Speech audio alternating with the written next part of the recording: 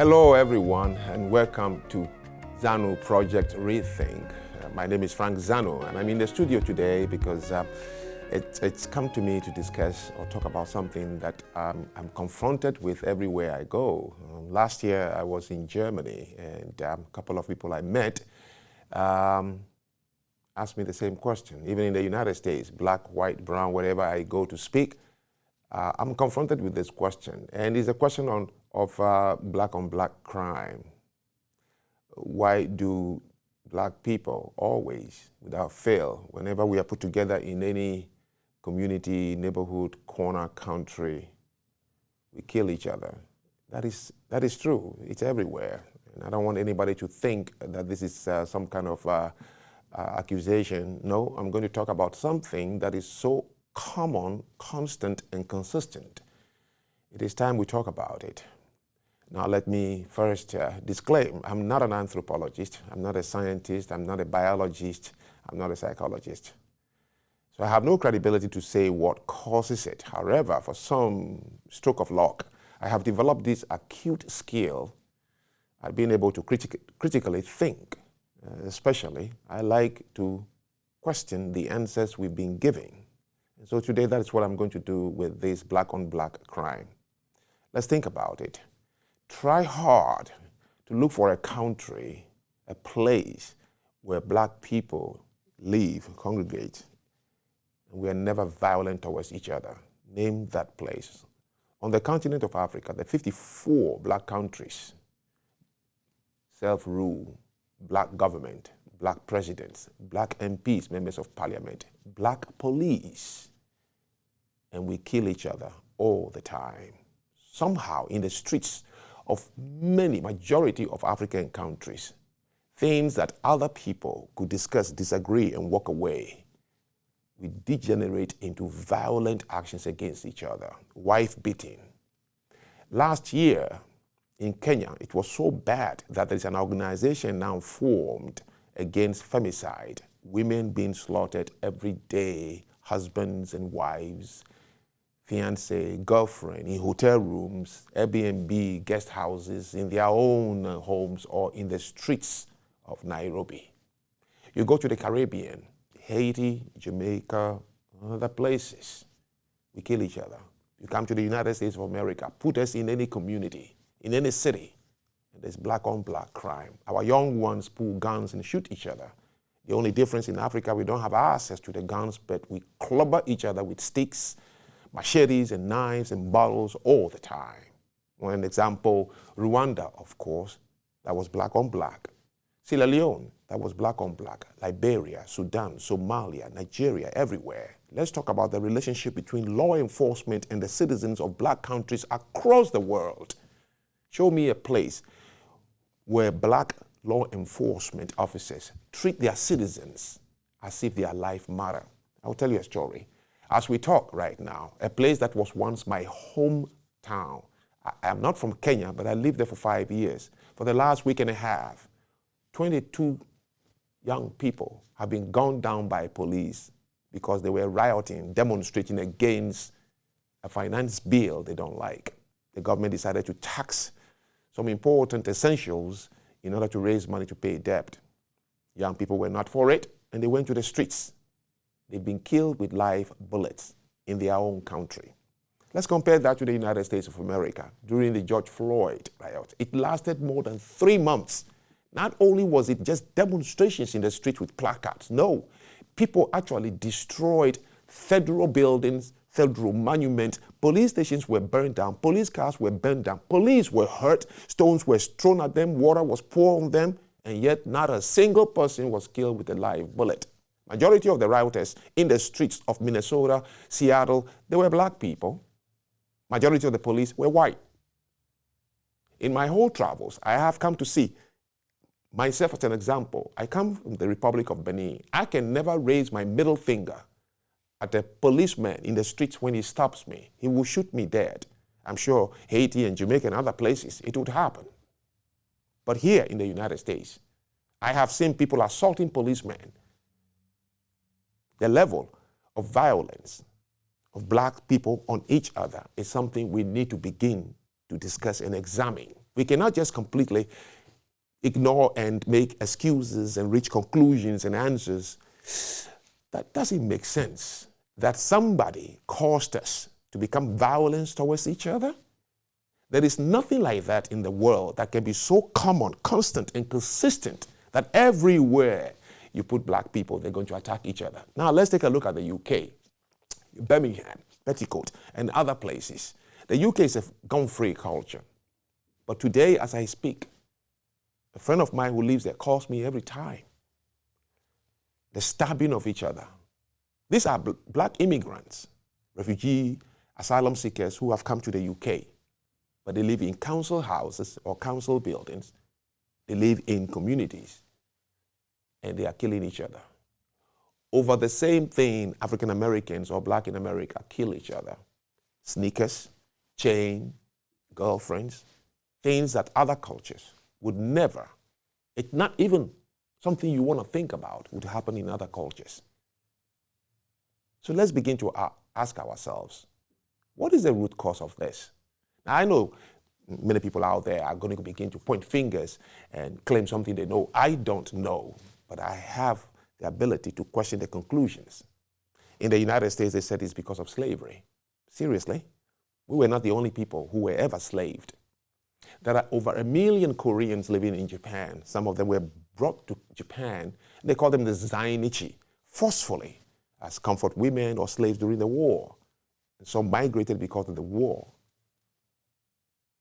They don't kill each other. Some will say because of poverty. There are many parts of the world, India included, Southeast Asia, and many other parts of the world where very, very poor people live.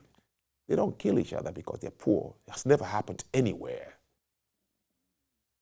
Some would say brainwashing.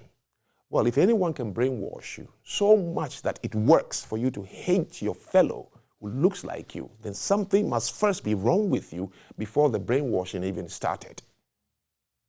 So who brainwashed the people in Africa? Are you going to say colonization? But many places were colonized, including India, South Korea, New Zealand, Australia, and many more. Why weren't they brainwashed to kill each other? Why always the negative things that happen to us is because somebody asked us to do it? That cannot be the answer, and I think you'll agree with me. So recently, I began to read, which I don't know much, but somebody introduced it to me, epigenetics. That simply says that a physical environment causes people to either grow taller, grow bigger. And I began to ask myself, is it possible that a physical environment, through evolution, can also affect people's temperament in terms of how do we respond to disagreements? Can it be peculiar to one group of people? Yes, I have decided to do a label of two things. One I call a reasonable violence and the other unreasonable violence. A reasonable violence, let's say the Japanese. In Asia, many countries just hate Japanese, Filipinos, Chinese, Koreans. They were brutal. They attacked everybody. Somebody told me once when I was living in Japan is that the Japanese feared, because of their height, that if they don't become aggressive, they may be crushed. That's where it came from. It's just a theory. I'm not saying it's a fact. I don't know anything about that. Now, that I call reasonable violence. You ask the Japanese, why do you attack these countries? They might say purely because we are trying to expand economically, or we are trying to expand and get power. But when Japanese attack Japanese consistently and constantly, that I call unreasonable violence. And that is what is happening to my people. Now, if somebody said, because of apartheid in South Africa today, there is plenty of information that black South Africans are attacking white people, I'll call that reasonable violence. Maybe they are doing it as a revenge. But no, they're not doing it. In South Africa, blacks are not attacking white people, but they are attacking themselves. You go to Durban, Amanzimtoti, Johannesburg, Soweto. Yes, you will see it every day. Go to Nigeria. There was a demonstration, End SARS. SARS is an acronym for a police division that was formed to crack down on armed robbery. And they went rogue when people demonstrated, peaceful demonstration in Nigeria. By the time it was ended, more than 5 Nigerian young people were killed by their own policemen. In UK recently, there was a huge demonstration by black people. It lasted about 3 or 5 days. Not a single black person was killed by a white policeman. Just like we've seen in America. Occupy Wall Street, occupy Minnesota, Seattle, New York, LA, across this country. Violent. Monuments were defaced, police cars were burned down, not a single, because the police predominantly were white. If that level of demonstration and riot had happened in Haiti, you know how many people will be buried, or happened in Nigeria, or happened in Kenya, as it's going on right now as I speak, or happened in Ghana, or in Burkina Faso, in Sierra Leone, in Liberia. Let's look at the civil wars that have happened across the world. There was a civil war in this country. And people live today to tell the story when they were POWs. They were treated like human beings. During the Second World War, German POWs in the hands of Americans were treated like human beings. Have you ever seen a POW ever in any African war? No, you don't live to be a POW. During the Civil War in Liberia, they forced women to eat their own embryos. I know a woman who miscarried, and when they came upon her, they forced her to eat it, black on black. Today, hundreds of thousands of Liberians living with trauma that was imposed upon them by their own kind during the Civil War. Let's go to Sierra Leone. Hundreds of thousands of people walking today with no arms, cut off. They will ask you, do you want a long sleeve or a short sleeve? If you want a short sleeve, they cut you here. Long sleeve, they cut you here. Let's go to Rwanda. Let's go to Somalia and Sudan. Always. Haiti. So the question is, what is causing it? If a physical environment can have effect on the height of people and the shape of people, my question is, could it also have effect on our temperament? Can black on black crime be something innate? Now, why am I interested in always questioning the answers? I have come to realize sometimes, not sometimes, conclusions are our most dangerous enemies. The conclusions you make stops you from action. So if we continue believing that somebody is the reason we kill each other, we are never going to find a solution to this problem.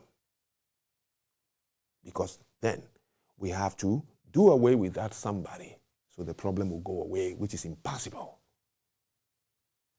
If colonization is the reason Africans kill each other, what are you going to do about colonization that is no longer there? If racism is the reason African Americans kill each other, the racism is no longer there. Whom are you going to do away with? It leaves us with only one thing. We have to look within and ask this question. Is this thing something innate? I'm forced to want to begin to look that direction. You see, the reason it's good to question conclusions is this.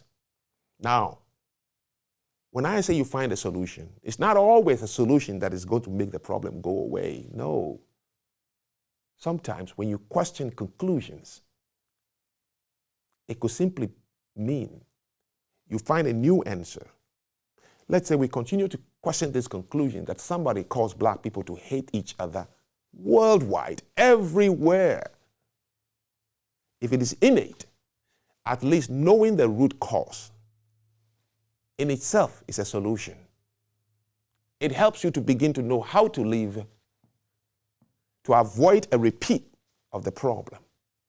So solutions are not always something physical you have to do to make something go away. Just merely understanding the root cause of the phenomena alone.